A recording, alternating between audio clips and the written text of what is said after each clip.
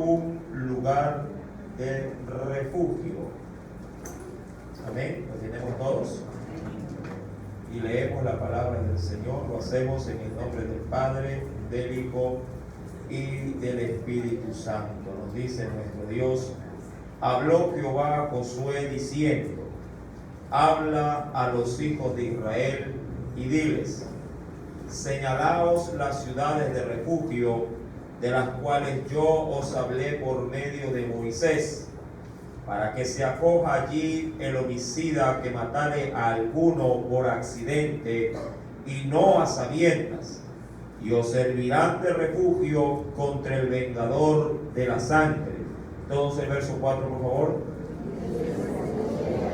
Alguna de aquellas ciudades se presentará a la puerta de la ciudad y expondrá sus razones en oídos de los ancianos de aquella ciudad, y ellos le recibirán consigo dentro de la ciudad y le darán lugar para que habite con ellos. Amén. Hasta ahí la lectura de la palabra. Inclinemos nuestro rostro, mis amados, y hagamos una breve oración. Amado Padre Celestial, nuevamente invocando su nombre para darle gracias por la oportunidad de habernos traído a su casa, y ahora nos disponemos para la enseñanza de su palabra. Señor, háblanos conforme a nuestras necesidades. Permítanos, oh Padre Celestial, para que en esta preciosa noche, Padre, su presencia pueda fluir a través de cada palabra, de cada texto leído, de cada reflexión otorgada, Señor, desde este altar. Que sea el hombre menguando y que sea Cristo, Dios, acrecentando su obra en medio de nosotros. Padre, toca cada corazón, toca cada mente, para que tu pueblo también pueda, Señor, en ti ser enriquecido con esta preciosísima, Padre, palabra suya. Mi Rey, en tus manos pues nos ponemos, y que la gracia de Dios haga con nosotros conforme a su buen deseo del corazón. En el nombre de Jesús, amén y amén. Hoy, como les mencioné, vamos a predicar por el tema un lugar de refugio. Cuando, si el hombre, hablando del ser humano como tal, tiene posiblemente situaciones que le, diríamos, que le lo extralimiten en sus, diríamos, en sus propios recursos, cuando lo exploten, cuando no sabe ya cómo más manejar muchas veces una situación, hasta el punto en que esa persona pudiera desearse hasta morir. Hay quienes optan por tener al alcance de su mano un lugar donde ampararse o donde refugiarse. Cuando se habla de refugio, se habla justamente de un lugar donde poder resguardarse, donde poder sentirse posiblemente aliviado, porque cuando sale de ese lugar automáticamente se siente las cargas que pesan sobre él, hasta el punto de que él hasta podría desear la muerte. Mi amado, hay quienes por esta situación pueden refugiarse en el alcohol. Hay quienes pueden refugiarse en el tabaco, hay quienes pueden llegar a refugiarse posiblemente, mi amado, en un trabajo, pueden refugiarse en un deporte, pueden refugiarse, como ya ha sido de bastante, diríamos, trillar desde este altar, puede refugiarse en las redes sociales, puede refugiarse aún con sus hijos, dependiendo de cómo sea la situación.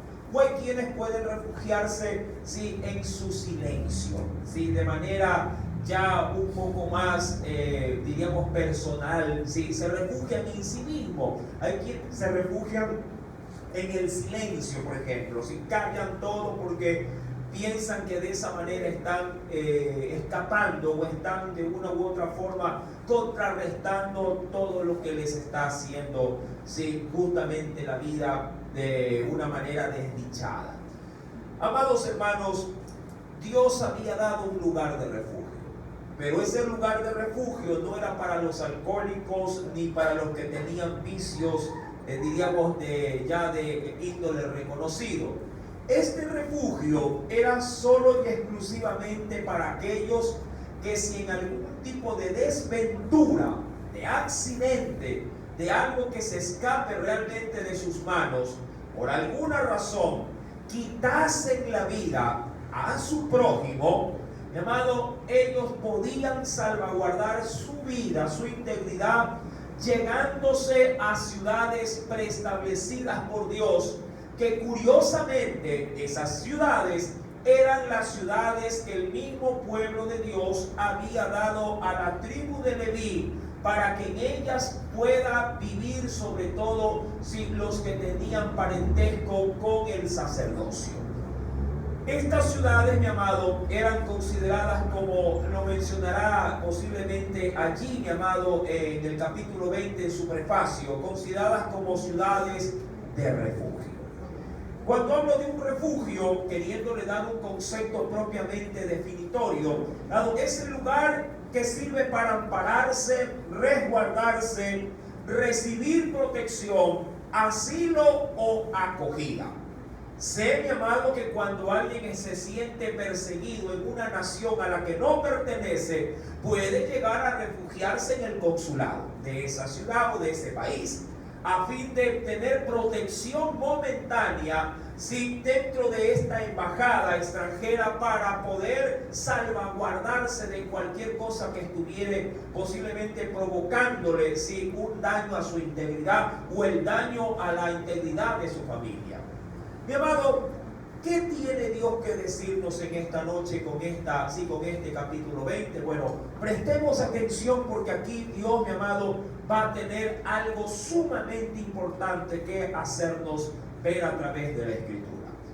Y lo primero que quisiera, mi amado, dentro de este pasaje bíblico es reconocer cuáles habrían de ser las ciudades que Dios habría de establecer como ciudades de refugio. Cuando voy a la Biblia, mi amado, me acompaña nuevamente, por favor, al texto de la Escritura.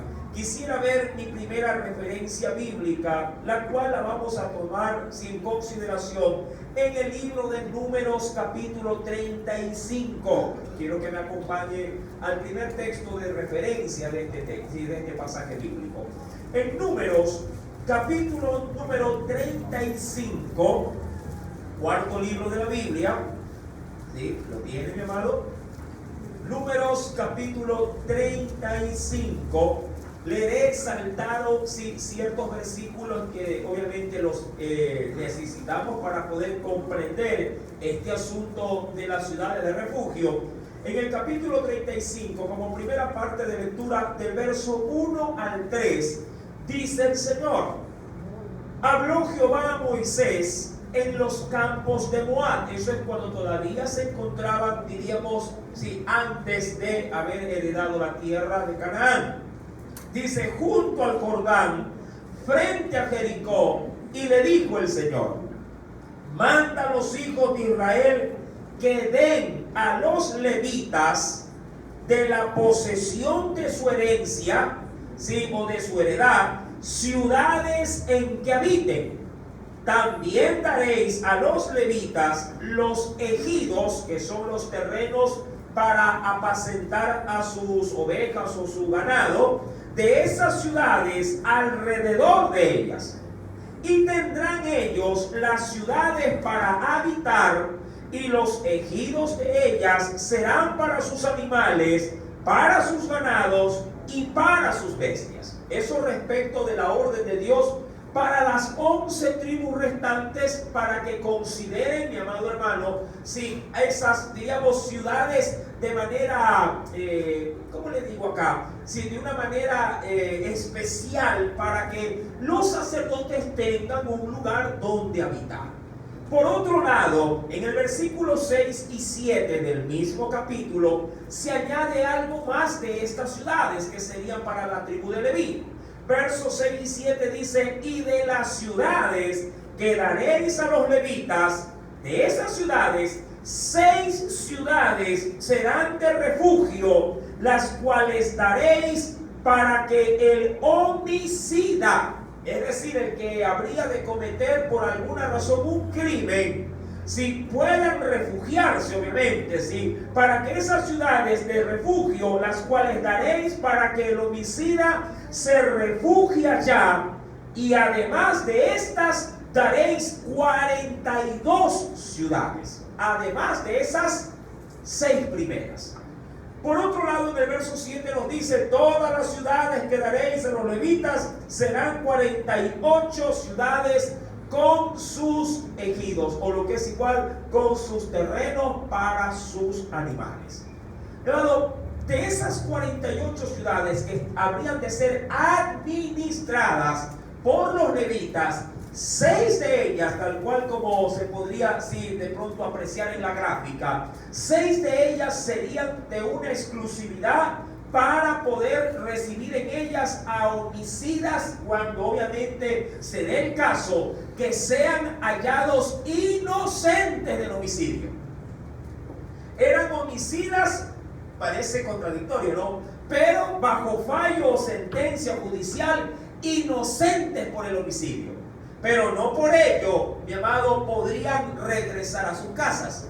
De hecho, el crimen se había llevado a cabo sin intención, y mientras durara, por decirlo a manera de expresión aquí de nuestro país, mientras durara, si diríamos, la sangre en el ojo de la familia del muerto, mi amado, el homicida hallado inocente tenía que, diríamos, apaciguarse todo el tiempo de la vida del sumo sacerdote en esa ciudad hasta que pase el calor de la venganza. Cuando voy al mismo capítulo 35 y leeré un poquito más adelante, verso número 10 al verso 15, el mismo capítulo, dice el Señor lo siguiente: habla a los hijos de Israel y diles: cuando hayáis pasado al otro lado del Jordán, a la tierra de Canaán, os señalaréis ciudades de refugio. ¿Sí? Tendréis pues donde huye el homicida que hiriere a alguno de muerte, y ahí está el aspecto a considerar, sin intención. ¿Cómo alguien puede llegar a matar a otro sin intención? Mi amado, puede llegar a pasar, y quisiera pasarlo a un escenario actual. Puede llegar a pasar, mi amado, que un papá, queriendo bajar la fiebre de su hijo, le dice: tómate rapidito esta pastilla para la fiebre. No voy a dar nombres. Esta pastilla para la fiebre. El muchacho agarra la pastilla, se la toma, ¿sí? Y el papá espera a que la fiebre baje. De repente el muchacho entra en convulsión y muere. La madre, que no estuvo ahí, dirá: ¿qué le diste? Dice: aquí, en la caja que está para paracetamol, esta le di. Ahí no estaba, ahí estaban 1000 pastillas de la presión arterial. Y lo mató. Ahí hay una muerte sin intención. ¿Me explico? Un albañil puede de pronto, mi amado, Dios no quiera, trepado o encaramado, si en una parte elevada, en un andamio, de pronto allí él con un combo, picando de pronto algo para enlucir, mi amado, se le resbala el combo, pasa un individuo por abajo y lo mata. Ahí hay una muerte sin intención. ¿Cuánta gente, mi amado, de pronto subiéndose a un colectivo, suponiendo que el chofer sea cristiano de veras, un buen chofer, pase buena parada, ¿sí? Y el usuario se sube y se resbala en el segundo escalón? ¿Por qué otro pasajero desaprensivo tiró, como se suele decir, una cáscara por ahí? Resbala, mi amado, y se pega, o a su vez sale fuera del colectivo, cayéndose, y se pega en el filo de la vereda de la nuca y muere. ¿Cuántos doctores que realmente tienen de pronto un buen oficio como médicos, si en medio de la operación también ellos pueden llegar a qué cosa? A perder, diríamos, el control de lo que está ocurriendo, porque ellos no pueden controlar la vida y la muerte, pero de pronto, mi amado, el paciente se le puede morir allí. Formas y maneras de matar a alguien, mi amado, existen, creo yo, sin poder llegar a darle un número. Alguien puede morir en manos de otra persona sin la necesidad de que haya existido toda la intención de matarlo. Cuando eso se daba, y claro, previo a una sentencia de juicio, se establecía culpabilidad o inocencia. Si había culpabilidad, la ciudad de refugio serviría solo hasta que se dé la sentencia. Una vez hallado culpable, se lo sacaba de la ciudad de refugio y moría en manos de los parientes del que él había matado. Pero si se hallaba inocente, el culpable quedaba, mi amado hermano, entre comillas digo culpable, quedaba asilado en la ciudad de refugio hasta un tiempo indeterminado. Cuando vamos a la escritura, estoy en el versículo número 12 ahora del capítulo 35 de Números. Y os serán aquellas ciudades para refugiarse, sobre todo ¿de quién? Del vengador.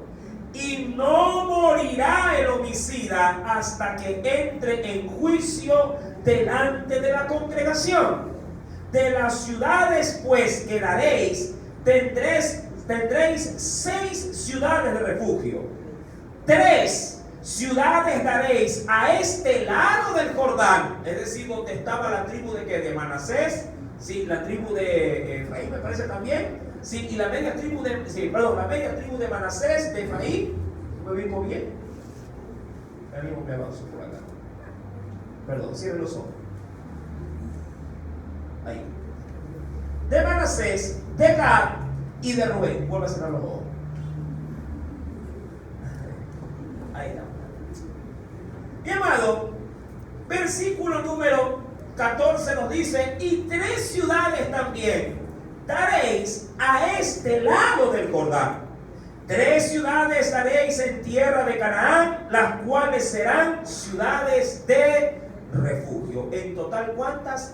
6. 3 antes de pasar el Jordán y 3 después del pasar el Jordán. Y por la ubicación diríamos que estaban 2 al norte, 2 entre el norte y el sur y 2 ciudades al sur de la tierra de Canaán, para garantizar que cada habitante, sin importar dónde pueda estar viviendo en su tierra heredada, no durase, y esto es un dato más que todo, mi amado hermano, un dato histórico, no durara para llegar a la ciudad de refugio más cercana no más de medio día de camino. Ojo, no más de medio día de camino. ¿Con qué intención se lo hacía? Para que el que habría de buscar refugio pueda llegar el mismo día a poder encontrar, mi amado, algo donde salvaguardar su vida de los pecadores. Diría que si alguien cometió algún crimen de manera, diríamos, inofensiva, entre comillas digo esto, corría a refugiarse y que después se hagan las averiguaciones. Cuando voy pues a la escritura, mi amado, en Deuteronomio, capítulo número 19, quisiera por favor que me acompañe al 5.º libro de la Biblia. Hay un dato adicional que me parece de suma importancia también considerarlo. Del verso número 1 al 4, Dios argumentó algo más para poder tratar este tipo de situaciones. Deuteronomio, capítulo 19, verso 1 al 4. ¿Lo tiene? Dice el Señor: cuando Jehová tu Dios destruya a las naciones cuya tierra Jehová tu Dios te da a ti, y tú la heredes, y habites en sus ciudades y en sus casas, te apartarás 3 ciudades en medio de la tierra que Jehová tu Dios te da para que la poseas.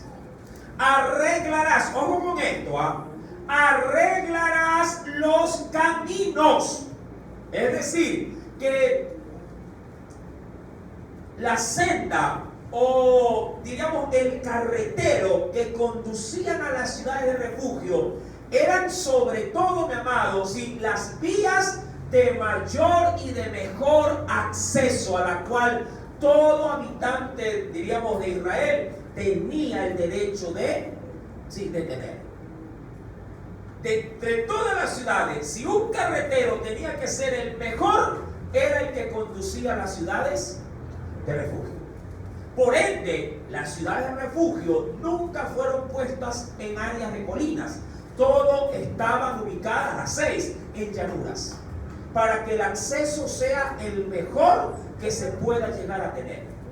Ahora, no con esto, obviamente, alguien estaría fundamentando el crimen para decir que bueno, me voy a hacer como que mato a alguien y lo mato, y obviamente sí lo quería matar, pero voy a disfrazar el asunto para parecer inocente. Mi amado, Dios reconocería la intención, y eso lo veremos más adelante. Adicionalmente, mi amado, cuando el Señor menciona esto, versículo 3, arreglarán los caminos, también el Señor, sí, insisto, pensando en que todos puedan tener acceso, tenían estas ciudades que ser divididas, como lo dice en la Biblia, y dividirás en 3 partes la tierra, es decir, norte, centro y sur. Dividirás en 3 partes la tierra que Jehová tu Dios te dará, en heredad, y será para que todo homicida huya a ese lugar. En el verso 7, Dios lo vuelve a remarcar, del mismo Deuteronomio capítulo 19, donde se dice: por tanto, yo te mando diciendo, separarás 3 ciudades. Claro, en 2 partes, 3 antes del Jordán y 3 después del Jordán. Mi amado, la pena capital era lo que Dios no quería que arbitrariamente se llevara a cabo sobre cualquier homicidio. Esta es la intención de las ciudades de refugio, porque debemos de tratar de ver bajo qué parámetros Dios establece estas 3 ciudades. Mi amado, si bien es cierto, el uso de cárceles no era, por lo menos bíblicamente, algo establecido, la ciudad de refugio serviría como una penitenciaría. Dicho de otra forma, ¿sí? Cárceles, por lo general, en la Biblia usted no verá.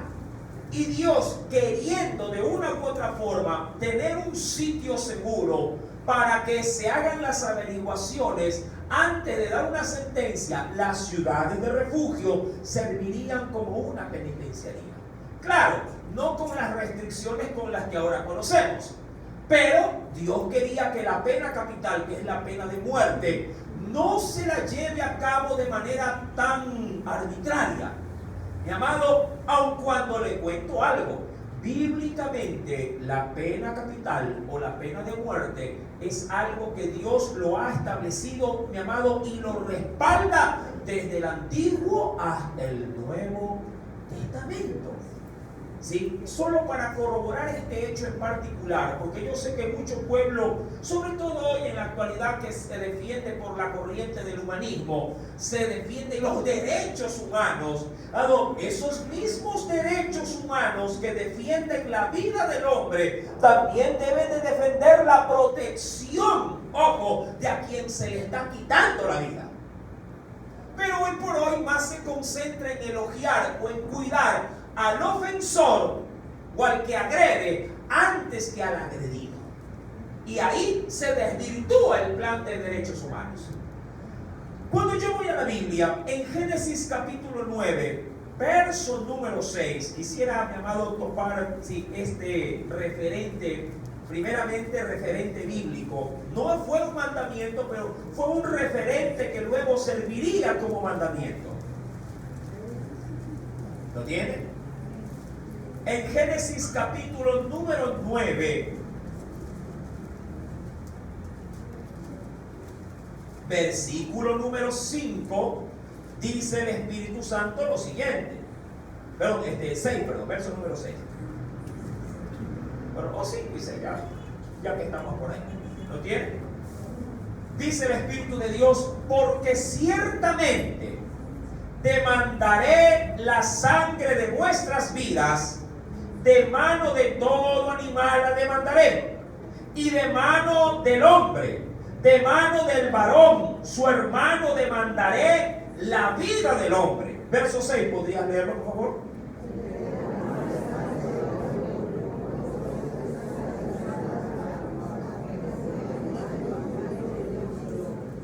Ajá, ahora, ahí está dado el primer precedente de Dios para el hombre del cual Dios puso sobre la tierra. Toda persona que derramare sangre de un hombre, con su propia sangre tendría que pagarla o tendría que reponerla. Este precedente luego fue una ley. La ley obviamente empezará desde Éxodo o Deuteronomio 5, Éxodo 20, donde se dice la prohibición de que no se debería de matar. Pero ya en Números 35, que fue parte de la lectura que tuvimos, y no he entrado en muchos detalles, ni tampoco de Deuteronomio 19 en cuanto a todos los detalles, allí se establece la normativa de esa ley, donde ya se nos dice que aquel que se levante contra su prójimo y lo mate, de la misma forma él tendría que morir. Es como para poder hacer hincapié en la ley. Venga nuevamente, por favor, al libro de Números capítulo 35. Acompáñenme. Números capítulo 35.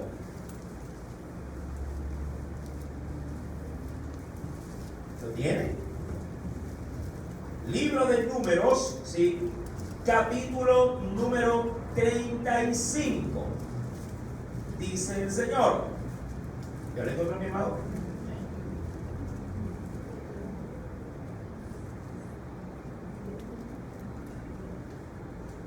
Versículo número 30.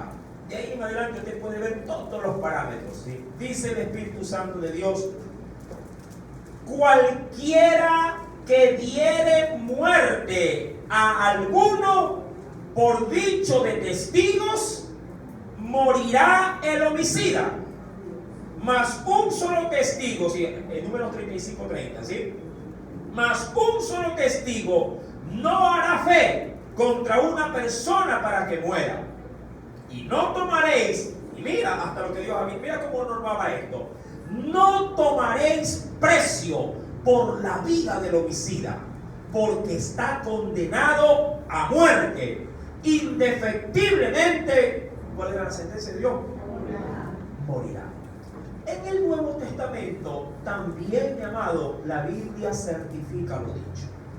Venga conmigo, por favor. Quisiera ir al Nuevo Testamento para poder ver, sí, primero lo que dice la normativa, sí, ya de Dios para la iglesia. Romanos capítulo, sí, venga conmigo, por favor, libro de Romanos capítulo número 13, verso 3 y 4. Carta a los Romanos capítulo número 13. ¿Lo tienen, hermano?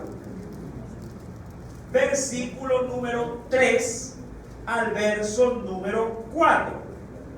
Y dice el Señor: porque los magistrados, bueno, en nuestro entorno no se los conoce como magistrados, sino como jueces. Sí, en los tiempos del apóstol Pablo eran magistrados. Dice: porque los magistrados no están para infundir temor al que hace bien, sino ¿a quién infunden temor? Al malo. Hace una pregunta: ¿quieres pues no temer la autoridad? Haz lo bueno, ¿y qué hará la autoridad? Tendrás, dice allí, alabanza de ella. Verso 4, lee con mucho detenimiento. Hablando de esa autoridad y de esos magistrados, dice: porque es, mira cómo Dios los pone, o en qué calidad los pone, porque es servidor de Dios para tu bien. Es decir, que la autoridad tiene que velar para el bien común de quienes, de las personas que hacen lo bueno. Sí, pero aquí pasa a veces todo lo contrario. Y dice, pero dice ahí, si haces lo malo, teme, porque no en vano llega o lleva la espada. Y cuando habla de la espada, está hablando de que lleva la muerte. Los magistrados o los jueces que Dios ha puesto para que por medio de ella Dios emita o aplausos o condena para el hombre. Si haces lo bueno, la ley, mi amado, ¿qué te digo? Te respalda. Pero si haces lo malo, la misma ley también puede conllevar para contigo la muerte. Claro, en función de la gravedad de tus, en este caso, de tus actos. Mi amado, la escritura es clara, ya que dice la Biblia que no en vano lleva la espada, pues al hacer lo que ocurre, es servidor de Dios y vengador para castigar al que hace lo malo. Con esto, mi amado, tanto desde el Antiguo al Nuevo Testamento está cubierto. ¿Qué cosa, mi amado? Por medio de Dios, de la ley y de la gracia, que la pena capital es, mi amado hermano, una sentencia que se puede llevar a cabo. La pena capital puede ser parte de un código propiamente penal de todo país, si así se lo desea. Ahora, Jesús no fue tampoco, diríamos, indiferente a esto. Le doy la cita bíblica. Cuando usted lee, por ejemplo, Mateo capítulo 26, versos 51 al 52, el Señor Jesús dijo lo siguiente. Mateo capítulo 26, versos 51 al 52, dijo lo siguiente. Pero a uno de los que estaban con Jesús, este fue Pedro, extendiendo la mano sacó su espada e hiriendo a un siervo del sumo sacerdote, le quitó la oreja. Entonces Jesús le dijo: vuelve tu espada a su lugar, porque todos los que tomen espada, a espada, ¿qué dice? Es decir, Pedro, si tú matas a alguien, la ley puede también matarte a ti, y bien muerto quedarías. Es decir, que no abogó por la ley para que no se cometa la pena de muerte a consecuencia de una falta, sino que más bien la respaldó. Dicho esto, mi amado, y vueltos al texto propiamente de Josué número 20, mi amado, todo hombre que tenía riesgo de morir a consecuencia de un homicidio involuntario, y hago hincapié con esto, involuntario, mi amado, toda persona bien podía correr desesperadamente para poder refugiarse en una de estas 6 ciudades. Claro, la que estuviera más cerca de él. Cuando vuelvo a Josué capítulo número 20, mi amado, venga conmigo nuevamente al texto bíblico. ¿Sí? Versículo, y voy a adelantarme en la lectura para poder señalar cuáles eran esas ciudades. Dice en el versículo número 7, miren que no leo el 5 y el 6, me lo salto voluntariamente o con intención. Dice el versículo número 7 al 8. Sí, Josué capítulo 20, versos 7 al 8, dice: entonces señalaron, como ciudades de refugio, obviamente, primera ciudad, Cedes, en Galilea, en el monte de Neftalí; Siquén, en el monte de Efraín; y Kiriat Arba, que es Hebrón, en el monte de Judá. Verso 8. Al otro lado del Jordán, ya van 3, al oriente de Jericó, señalaron ¿qué ciudad?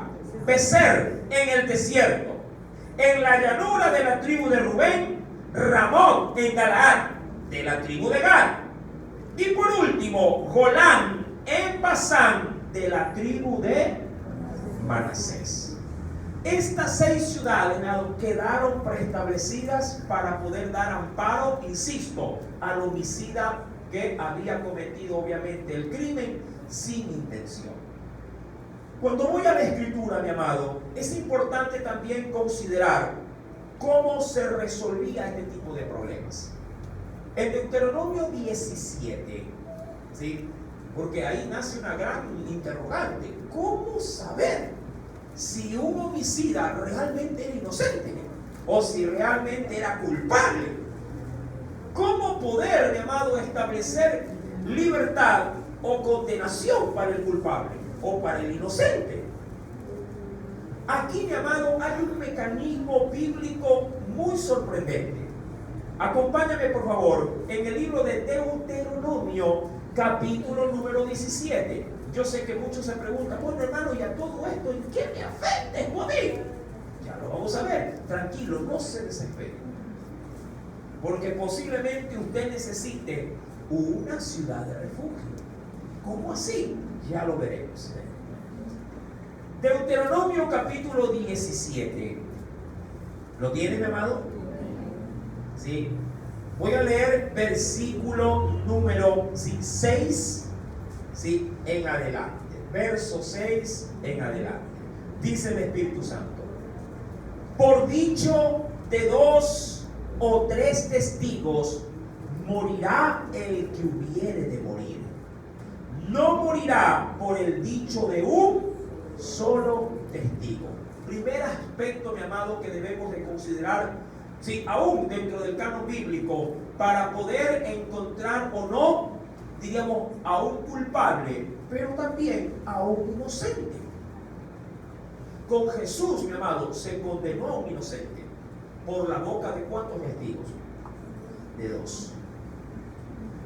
¿Sí? Bastaba simplemente comprar a otro testigo. Uno dio un testimonio, pero que no respaldaba lo que decía el otro.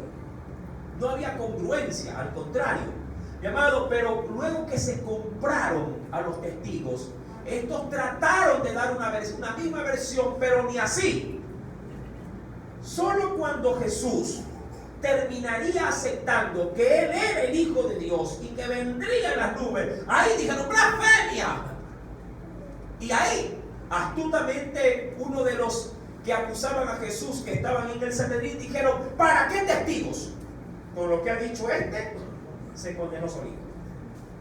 Es tremendo el asunto. Pero la ley sí normaba, mi amado, respecto de poder encontrar culpabilidad o inocencia cuando primero se logre determinar testigos fieles. Y Dios había establecido que la cantidad mínima para poder establecer si un testimonio veraz era un mínimo de 2. En su debido momento, cuando Dios se levantó contra los moradores de la tierra, no pudiendo llamar a ningún testigo humano porque todos hemos pecado, Dios dijo: voy a poner por testigos a los cielos y a la tierra. 2 testigos. En el verso número 6 pues se nos dice que por dicho o por testimonio de 2 o 3 testigos morirá el que hubiere de morir. No moriría si acaso solo uno se presta como testigo. Verso número 7. La mano de los testigos caerá primero sobre él para matarlo. Esto es tremendo. Y después la mano de todo el pueblo. Así quitarás el mal de en medio de ti. Por lo general, la práctica para poder sentenciar a un hombre condenado era la lapidación. De ahí que las primeras piedras en arrojarlas eran los ofendidos más cercanos, en este caso, que servirían como testigos también.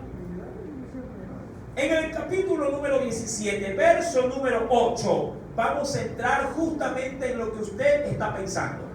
¿Y qué pasaba cuando no se sabía realmente cómo habían sido las cosas o cuando no habían testigos? Verso 8. Cuando alguna cosa te fuere difícil en el juicio entre una clase de homicidio y otra, mira que a Salomón le llevaron un homicidio, ¿sí? ¿Verdad? Un homicidio de una criatura. ¿Se acuerda usted? Cuando le fueron 2 mujeres a pedir que se haga justicia porque un niño, un infante aparentemente había muerto. Mi amado, ahí en ese caso difícil de resolver, Dios había establecido una línea. Y dice, verso 8, cuando alguna cosa te fuere difícil en el juicio, entre una clase de homicidio y otra, entre una clase de derecho legal y otra, aquí vemos dos aspectos, mi amado. Primero, tipos de homicidio y tipos de, diríamos, parámetros legales. Usted debe de saber que cuando hay un intérprete de la ley, cada intérprete le dará el énfasis que le quiera dar al derecho legal. Dicen por ahí los abogados que quieren a veces defender lo indefendible, si cuando se cita algún tipo de renglón de derecho, dicen, no, esto es cuestión de semántica. Porque algún abogado o fiscal dirá, eso significa tal cosa, y le dirá el abogado de pronto que aboga por su cliente, eso es lo que usted cree. Porque si yo leo ese mismo texto, yo puedo interpretarlo de otra manera. Así como cuando nos ponemos a veces a conversar de temas bíblicos. Es igual. Entonces, si alguien entraba en un litigio, dice la Escritura, versículo 8 estamos, o si fuera algo difícil respecto del derecho legal y otro, y entre una clase de herida y otra, en negocios de litigio o en tus ciudades, entonces te levantarás y recurrirás al lugar que Jehová tu Dios escogiere. Es decir, que cuando no haya ni pie ni cabeza para poder encontrar realmente culpabilidad o inocencia, se tenía que coger al acusado y llevarlo a una de las ciudades de refugio. Allá se lo tenía que ir a dejar. ¿Hasta qué? ¿O hasta cuándo? Hasta que se logre dirimir, se logre encontrar pruebas suficientes para dejarlo libre o para condenarlo. Versículo número 9. Pero, ¿qué pasaba si no se encontraba argumento terrenal, dicho de esta forma, alguno? Entonces, mi amado, como último recurso, tenían que ir a la presencia de Dios. Qué curioso, mi amado. Porque cuando se trata de situaciones legales, en quienes menos piensa la ley para poder libertar o condenar a alguien, ¿es en quién? En Dios. Esa es la verdad. Y de hecho utilizan, solo como mero requisito formalista, utilizan la Biblia como testigo. Dice, ponga la mano ahí, jure, ya, ahora sí. Y al rato de la hora no manda lo que es el juramento, manda cuánto dinero usted tiene para comprar. Y dice el Señor, verso número 9, y vendrás a los sacerdotes, levitas y al juez que hubiere en aquellos días, y preguntarás, y ellos te enseñarán la sentencia del juicio. Es decir, que la Corte Suprema de Justicia no era, digamos así, el sistema judicial propiamente de la ciudad. La Corte Suprema más alta era, ¿qué cosa? La iglesia, por decirlo de alguna forma. Los sacerdotes. Ellos terminarían dando, sí, el golpe del martillo final. Y dice, y harás según la sentencia que te indiquen los del lugar que Jehová escogiere, y cuidarás de hacer según todo lo que te manifieste. Verso 11, ¿puedes leerlo, por favor?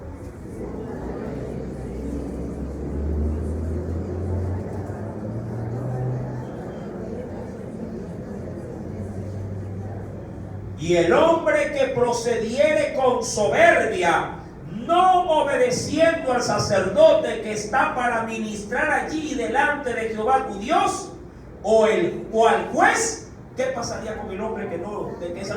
Yo no. O sea, decir, no me allano a lo que me dice el sacerdote, no me allano a lo que me dice el juez. Entonces el soberbio, ¿qué hará? Morirá. El tal morirá, y quitarás el mal de en medio de Israel, y todo el pueblo oirá y temerá y no se va a ensoberbecer, es decir, no va a actuar con rebeldía.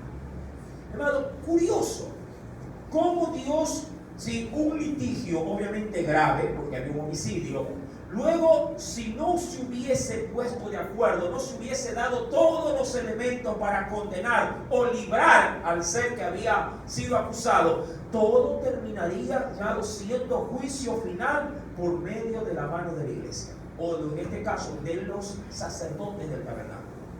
Ellos darían la sentencia final. Amado hermano, esto me da a mí, si como pauta, si vuelvo a Josué capítulo número 20, me da a mí como pauta, así que Dios, cuando se trata de situaciones de orden secular, hablando de leyes terrenales, hermano, Dios lo ve con una firmeza inmovible. A veces para nosotros, cuando se trata de, diríamos, arreglar cosas terrenales, somos muy variables, somos muy cambiantes. Pero cuando Dios ve el asunto terrenal para ser dirigido por sus hijos, Dios le ordena a sus hijos que sean tajantes, que sean hasta cierto punto implacables respecto de tratar las cosas, obviamente, donde hay, en este caso, homicidios de por medio. Cuando voy pues a la escritura en Josué capítulo 20, le dije que me había saltado dos versículos, ¿sí? El 5 y el 6, y lo leo en este momento. Dice, si el vengador, hablando de la persona, ¿sí?, que quiere buscar, en este caso al culpable, y hacer justicia por su propia mano, dice, si el vengador de la sangre le siguiere al que se había obviamente refusado, se había enterado de que no, ya el culpable huyó. Dice, si el vengador de la sangre le siguiere, no entregarán en su mano al homicida. Ojo, diría cualquiera, no harán uso de derecho, ¿sí?, de linchamiento. No entregarán en su mano al homicida, por cuanto hirió a su prójimo por accidente. Imagínate que Dios no quiera a alguien conduciendo un vehículo, ¿sí?, como se suele decir, de accidente, se le van los frenos, se rompe el cable del freno y el carro arremete, ¿sí?, y se va contra un individuo y lo mata. Posiblemente el barrio entero salga y lo linche. Ellos no estarán, no, que el cable se rompió. Ellos simplemente verán persona muerta y ahí está el culpable. Y se le puede ir encima, no, hermano. Dice el Señor, no lo van a entregar. Versículo número 5, ¿sí?, la parte final. Por cuanto hirió a su prójimo por accidente, no tuvo con él ninguna enemistad antes, es decir, no hubo ningún, diríamos así, medio como para poder decir que había un resentimiento de por medio. No lo hubo. Y quedará en aquella ciudad hasta que comparezca en juicio delante de la congregación, y hasta la muerte del que fuere sumo sacerdote en aquel tiempo. Entonces el homicida podrá volver a su ciudad y a su casa y a la ciudad donde huyó. Esta era, mi amado, la ley que Dios establecía, diríamos, para los culpables. No se lo podía entregar. Así le den todos los argumentos. No había, diríamos, sentencia, no podía ejecutarse venganza. Ahora, dicho de otra forma, vamos a ponernos ahí, las 6 ciudades de refugio. Todo esto, mi amado, ¿qué tiene que ver con nosotros? Era necesario, obviamente, dar los aspectos de la ley, pero todo esto, mi amado, ¿qué tiene que ver conmigo? ¿Es que acaso Dios simplemente desea de que se lleve de pronto algo semejante, así, algo tan grotesco como un asesinato, como para poder decir, ahora sí me sirve el texto? Pues déjeme decirle que no. Mi amado, cuando yo voy a la Biblia, yo quiero primeramente reconocer algo por medio de este texto. Es la aplicación que esto tiene para el pueblo, para la iglesia. Y quisiera llevarlo a Isaías capítulo 28. Venga conmigo, mi amado. Aquí ya vamos a aterrizar lo que hasta el momento ha sido algo, hasta para algunos, informativo. En Isaías capítulo 28, vamos a ver, mi amado, verso 14 y 15. Vamos a entrar ahí ya como que aterrizando el asunto para nosotros. Dice el Espíritu de Dios, ¿sí? Isaías capítulo número 28, verso 14, ¿sí?, al 15. Dice el Espíritu Santo: por tanto, les dice allí, varones burladores, que gobernáis a este pueblo, ¿sí?, que está en Jerusalén, oíd palabra de Jehová.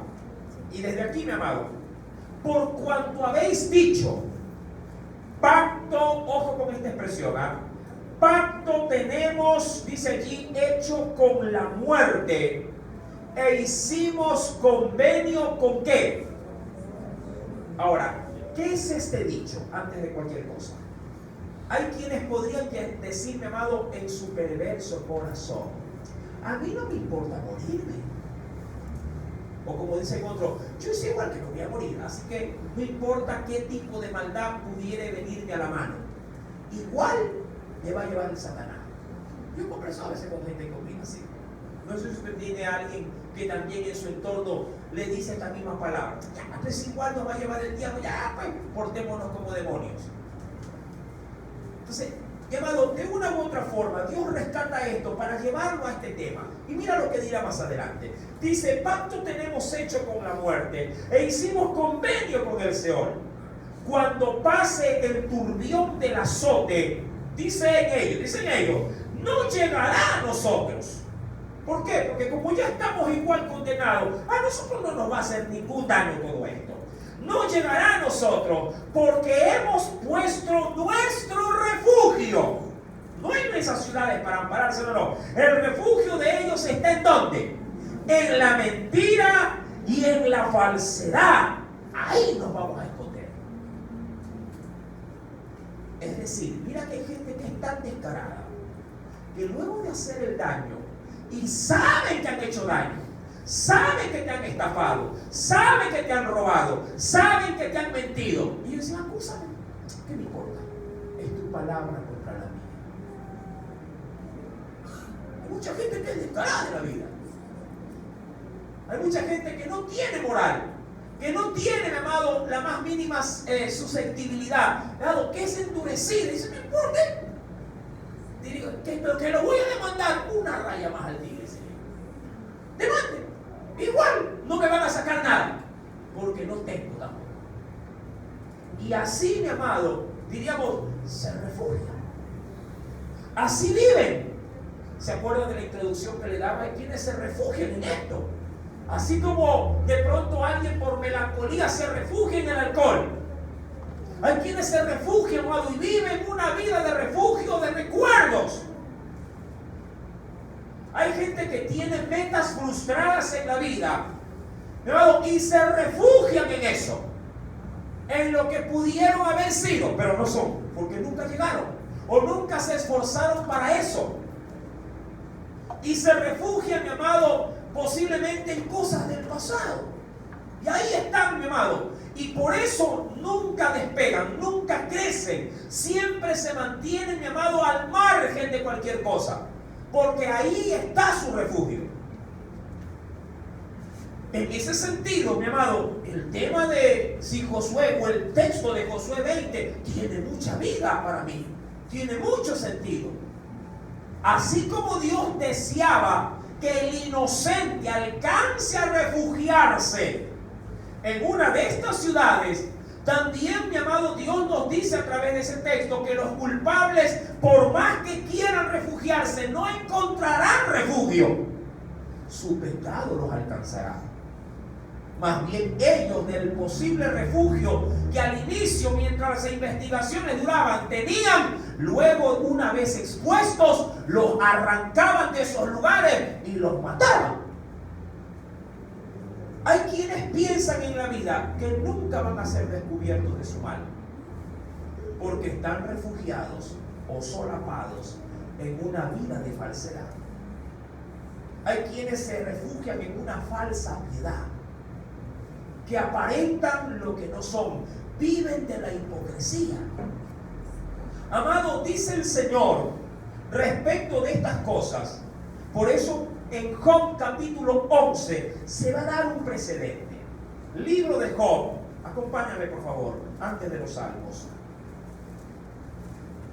En el libro de Job, capítulo número 11, algo dijo allí el Señor a través de los labios de uno de los amigos de Job.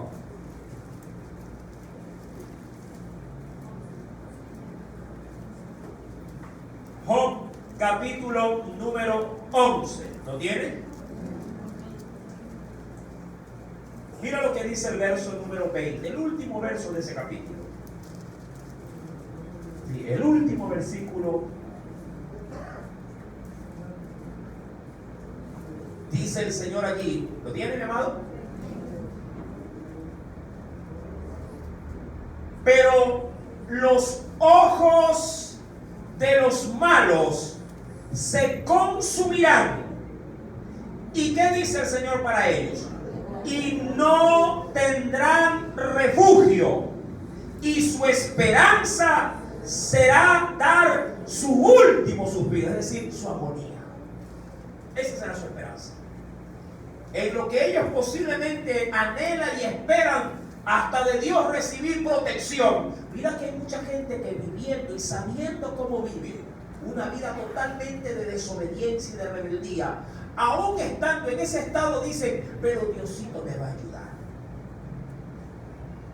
Hay mucha gente, ¿no?, que cuando ya la agarra la autoridad, ya lo agarra la policía y ya los ponen a buen recaudo, ellos están confiando en que su familia, porque hay gente que ahí sí trata de refugiarse en la familia, y a veces la familia ya no puede hacer nada.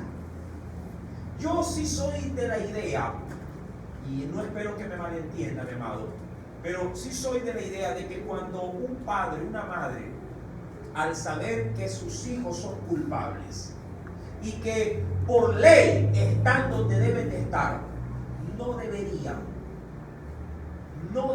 mi amado, de interrumpir el juicio que Dios ha establecido. No digo que se olviden de ellos y los dejen botados, pero no interrumpan lo que Dios en justicia les ha dado. Ahí uno debe de ser en Dios, mi amado, ayudador de su autoridad, no un opositor o una traba. Claro, una madre, al igual que un padre, anhela que le den la menor de las sentencias, y a veces por minimizar la sentencia están que aflojan constantemente. ¿Qué cosa? Dinero. Y la ley dice, eso que cometió merece tanto tiempo. Ay, pero ¿cómo hago para que sea la mitad? No, si da 10,000 y consigue los 10,000. Yo he puesto que si le digo quiero 10,000 para el carro, no lo consigo.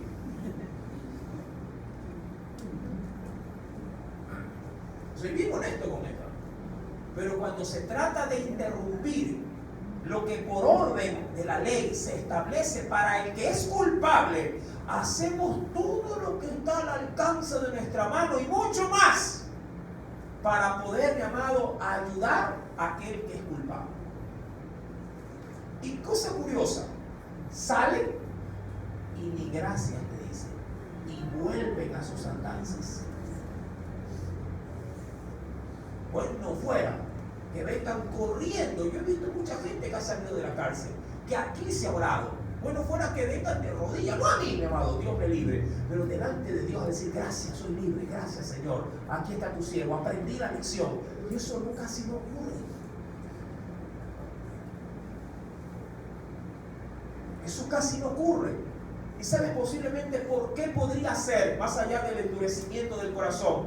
Porque uno mismo se ha prestado para interrumpir el juicio de Dios. Y se ha presentado como el refugio de los desvalidos. Mi amado, aún los condenados al lado de Jesús sabían que estaban ahí porque se lo merecían. Y Jesús no les dijo, uy, pobrecito, no, no. Jesús dijo, sí, en su corazón, sí, ¿verdad? Aquí estamos. Y no porque él era culpable, pero porque él sabía que los que estaban a su lado eran culpables.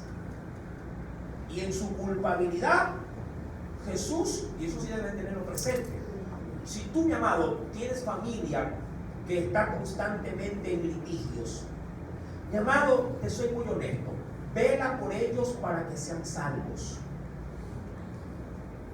no para que sean libres. Porque alguien puede, estando preso, ser libre del pecado. Por eso vela, para que sean libres del pecado. Porque ¿de qué sirve tenerlos libres de la cárcel y esclavos todavía del pecado, matando, delinquiendo, robando, estafando? Mi amado, déjame decirte que eso a Dios no le agrada. Aquí hay que hablar al César lo que es del César. Y mira, no quiero ir tan lejos, mi amado, porque eso posiblemente está muy cerca de nuestro propio entorno familiar. ¿Quién no tiene una ovejita negra que está ahí, incurriendo en comprar droga o vender droga? ¿Quién no tiene cerca de la familia alguien que pasa solo de estafa en estafa? Que, mi amado, miente por cada diente, perjudica más no poder, y es tu pariente. Mi amado, y a veces en nuestra torpeza brindamos una aparente ayuda, y lo único que estamos haciendo es ser refugio, mi amado, de alguien que a la verdad no debería venir a refugiarse. Más bien, si algo necesita él, no es tu dinero, es al Señor para ser libre de la esclavitud que lo tiene atado, mi amado, y que necesita en Dios ver libertad. No entorpezcas el juicio de Dios. De pronto Dios desea eso para que no te mire a ti, lo mire y comienza a mirarlo a él. Como cuando la madre le priva a su hijo. Muchacho consentido dice que es vergüenza de su madre. Pero de pronto el niño viene corriendo a refugiarse en tu regazo. Cuando Dios ha dicho, es hora de disciplina. Ya cobró vida el niño. Viene a refugiarse a los pies de papá. Y la mamá dice, mira lo que me ha hecho. Ay, no le pegues, que pequeñito todavía. A Moisés le salió caro este asunto. A Moisés le salió bien caro esto, casi se muere. Moisés, quiero creer esto. La Biblia no lo dice, pero quiero creerlo. Que Moisés dijo, bueno, pásalo a este varón, a Gersón, pásalo para acá. ¿Qué vas a hacer? Le dijo la mamá. A circuncidarlo. 8 días, le toca. Uy, pero el bebé, ¿qué va a hacer? No, a mí no me parece. A ti no te parece, pero a Dios sí le parece. ¿Qué pasa? Uy, y el niño, pero tiene fiebre, ahorita no puede. Y lo aguantó, mi amado. Lo aguantó. Moisés se dejó ver ahí la costura. Bueno, está bien, tiene fiebre el bebé. Se olvidó, como suele pasar. Y se acordó, oye, no es circuncidar este muchacho. Oye, pásame a ese muchacho, a circuncidarlo. No puede, le están saliendo los dientes. Y así lo tuvo, mi amado, de pelo en pelo. Hasta el día en que Dios le dijo a Moisés, Moisés, ven a servirme. Vamos a liberar a mi pueblo, Israel. Y Moisés, bien mandado, fue con el bastón. Y en pleno camino, la Biblia es clara, Dios quiso matarlo. Un mal que lo dejó entre la vida y la muerte. No lo sé, mi amado. Ahí como que Moisés, creo yo, que con una temperatura de 40 ya deliraba. Y decía, Señor, ¿qué he hecho? ¿Qué he hecho? Y se acordó, ay, mi hijo no está circuncidado. Y la mujer no escuchó. Y ahí vino la mujer. Ella tuvo que hacerlo. Ella tuvo que coger a su muchacho consentido, alarle la carnecita del prepucio y con cuchillo de piedra. Y no es que lo hizo de gusto, lo hizo, mi amado hermano, con amargura, porque una vez que lo cortó ni siquiera dijo gloria a Dios, se llevó, no, ahí está, esposo de sangre me eres. Lo hizo con altivez. ¿Sí me entiende, mi amado? Por quererse refugiar se hace daño. Y Dios dice ahí en Job 11:20, los ojos de los malos van a consumirse, no tendrán refugio, y en su esperanza será dar su último suspiro. Ese será su refugio, la muerte. Pero ¿qué dice Dios de quienes verdaderamente sí buscan refugio en el Señor? Antes de dar esta parte final, me gustaría, mi amado, considerar esto, que me parece, previo a los textos bíblicos de apoyo, dar cierto tipo de parámetros de interpretación por la etimología de las ciudades de sus nombres. La primera ciudad era Ceres, en Galilea, en el monte de Neftalí. El segundo, para recordar, era Siquem, en el monte de Efraín. El tercero era Hebrón, el cual estaba en el monte de Judá.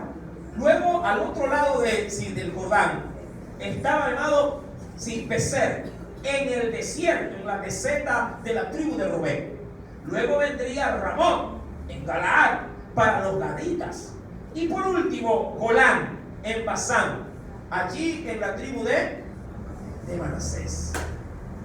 Por otro lado, mi amado, ya se ha dado esto. El objetivo, lugar de protección para darle qué cosa al culpable, hasta que se encuentre obviamente su caso definido. Sin darle ayuda, descanso al que cometía un crimen obviamente no intencional.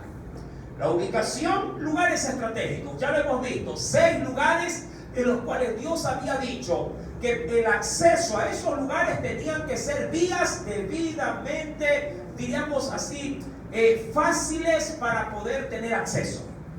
Por otro lado también, dentro de esa ubicación, sí, las puertas de estas ciudades nunca podían estar cerradas.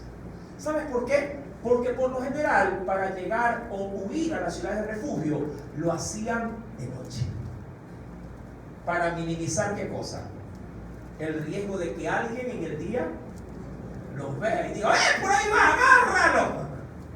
Entonces, esto es muy bien por la noche. Se escondían y dijeron, en la noche voy para la ciudad de refugio. Y corrían para esos lugares.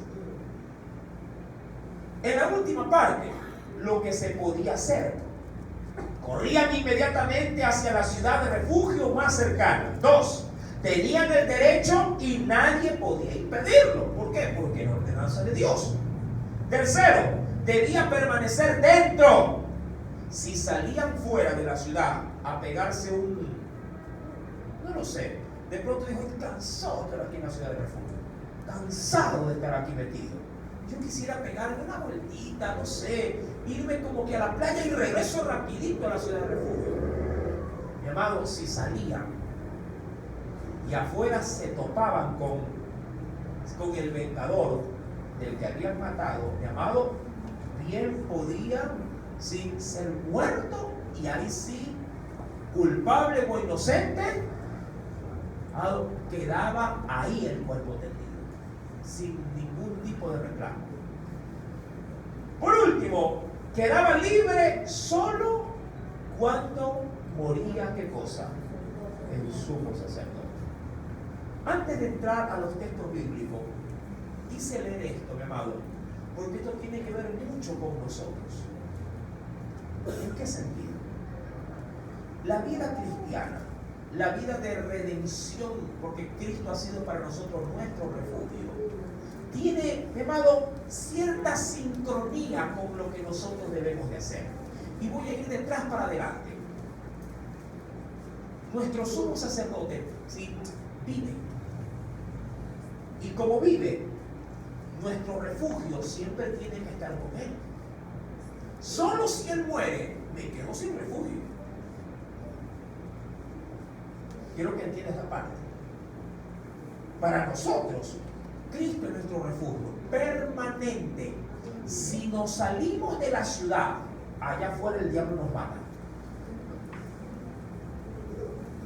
Amén. Y Cristo dirá, ¿para qué te saliste de mi refugio? ¿Verdad que tiene que ver mucho con nosotros? Allá afuera, mi amado, el diablo nos está buscando, porque él sabe que solo en Cristo somos inocentes. Sin Cristo seguimos siendo culpables, y culpables de muerte, porque la Biblia dice que la paga del pecado es la muerte. ¿Sí me hago entender, verdad? Esto tiene mucho sentido, mi amado, cuando se lo filtra por el lado del Señor, del Espíritu Santo. Mi amado, con el Señor en su refugio, miren que voy de abajo hacia arriba, tenemos derechos. Y la puerta nunca se nos va a cerrar. Mira, Dios siempre deja la puerta abierta para todo aquel que quiere venir a Él. Pero debemos de considerar algo. Si entramos a Él, ya no podemos salir de Él. Pero hay mucha gente, mi amado, cristiana, que entra y sale. Y cuando sale allá afuera, experimentan lo que tienen que experimentar, y ahí vienen arrepentidos. Ay, por gusto me aparté. Ay, por gusto dejé de buscar. Ay, por gusto me salí. Cuidado, hermano. Ten mucho cuidado. Con Él hay cobertura. Sin Él hay desventura. Ten mucho cuidado. La ciudad de refugio, mi amado, sí, yendo un poquito más para arriba, sí, siempre tiene un camino accesible. Lo bueno de la ciudad de refugio es que no importaba dónde estaba el pueblo, siempre habría una ciudad cercana a aquel que posiblemente era culpable. Mi amado, tú y yo tenemos al alcance de nuestra mano, en cualquier lugar donde vayamos, siempre tendremos refugio de parte de Dios. Siempre. Culpables o inocentes, igual, seamos entre comillas inocentes, yo sé que igual soy culpable. Eso realmente lo considera alguien que sabe, mi amado, que sin Dios mi alma, mi amado, no vale ni un centavo. Yo quisiera ver textos bíblicos rápidamente por el tiempo para leerlos. Mira, por ejemplo, dice el Señor en el libro de los Salmos, capítulo 18, versos 2 y 3. Le doy la cita y lo leo rápidamente. Dice, Salmos 18, versos 2 y 3, dice: Jehová, roca mía y castillo mío, mi libertador, Dios mío, fortaleza mía, en Él confiaré, mi escudo y la fuerza de mi salvación, mi alto refugio. ¿Sí me entienden? Mi alto refugio. Invocaré a Jehová, quien es digno de ser alabado, y seré salvo de mis enemigos. Y ojo, mis enemigos me buscan para matarme, porque eso ha venido Satanás. Y quienes le sirven a él han venido para robar, para matar y destruir. Por eso es que hoy por hoy los crímenes son, amado, o deben de conllevar, a diferencia de otros tiempos, sangre. Porque el diablo sabe que mientras gobierne a las almas cautivas, amado, la sangre es lo que obviamente importa. Por eso es que el diablo, mi amado, tomando justamente esta sociedad pervertida, lo que quiere es quitar la vida. Eso es lo que busca. A él no le conviene dejar herido. A él le conviene cerrar toda oportunidad de redención, toda oportunidad de refugio. Él quiere, mi amado, arrebatar la vida del hombre. Y si lo hace de manera abrupta, como un tiro en la cabeza, de manera inesperada, mejor, porque no hay tiempo ni para arrepentirse.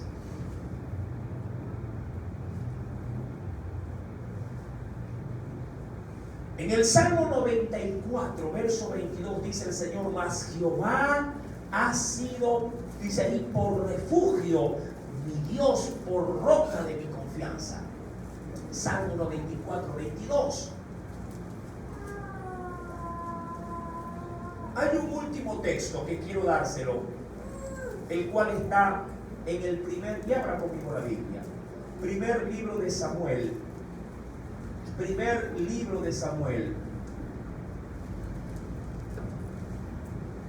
capítulo número 2. Y antes de leerlo, me gustaría compartir con ustedes el significado de las ciudades de refugio, que me parece de gran bendición también, hermanos. No quiero desperdiciar este pasaje bíblico leído sin poder compartir esto. Antes de leer, para terminar, primera de Samuel, sí, capítulo 2, verso 2.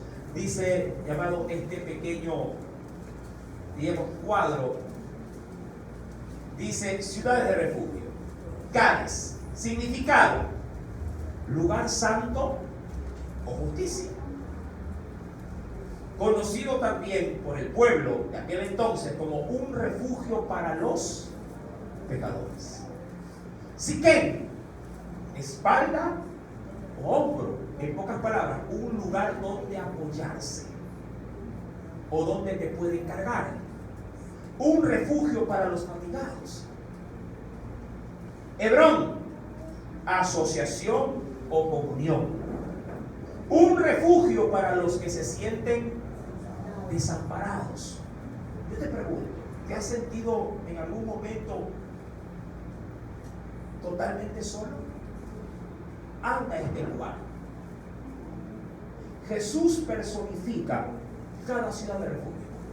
¿Y por qué 6? ¿Por qué no 7? Porque, amado hermano, 6 representa el número de los hombres. Es el número máximo tipificado luego en 3 ya por la Trinidad diabólica, pero el 6 representa el mundo, la tierra y quienes habitan en ella. Solo Dios puede darle reposo al hombre en esta tierra. Solo Dios. Y lo que es mejor, cada nombre identifica la necesidad que tú puedas tener aquí, en este valle de lágrimas. Y Dios, mi amado, puede manifestarse a ti como el auxilio que más necesites. Y queriendo ir, mi amado, posiblemente, sí, para terminar este pequeño cuadro, Becer es castillo o fortaleza secreta. Y dirá en la parte ya de lo que se podría representar como refugio para el débil, porque al ser él un castillo fuerte, ¿quiénes entran a refugiarse en un castillo fuerte? Sino aquellos que no tienen fuerza alguna. Luego está Ramón, o lo que es igual como alturas. Seguridad frente a los adversarios, que por más que te quieran alcanzar, no podrán, porque el Señor te ha tomado en sus alas y te ha llevado en lo más alto. Golán, su prisión es su gozo, o feliz por ser prisionero. Mira, es que, amado hermano, dime tú la verdad. Si alguien viene contra ti para matarte y te dice: mira, yo te voy a dar amparo, pero en este sótano, y aquí te voy a dejar hasta mi muerte, porque hasta la muerte del sumo sacerdote se tenía que estar en el refugio. Tú dirás: más vale perro vivo que león muerto. ¿Han escuchado expresiones que dicen: bien está San Pedro en Roma, aunque lo coma? Amado, esta última tiene un significado, no digo semejante, pero se lo puede tomar como referencia. Un refugio, mi amado, aun cuando me vea como prisionero de Cristo, mi amado, es una honra ser esclavo de Dios, pero no de Satanás ni de sus obras de pecado. 1000 veces prefiero, mi amado, estar viviendo sumisamente, sirviendo al Cordero, que sirviendo al dragón que me llevará a condenación perpetua. Amado hermano, dice 1 Samuel 2:2: no hay santo como Jehová, porque no hay ninguno fuera de ti y no hay refugio como el Dios nuestro. ¿Quién tiene ese Dios, mi amado? Amén. Él es tu refugio, Él es tu ayuda, Él, mi amado, te empuja hacia la Él es lo que tú necesitas. Vamos a orar al Señor. Espero que Dios haya edificado tu vida en esta noche. Amantísimo Padre, gracias por ser nuestro refugio.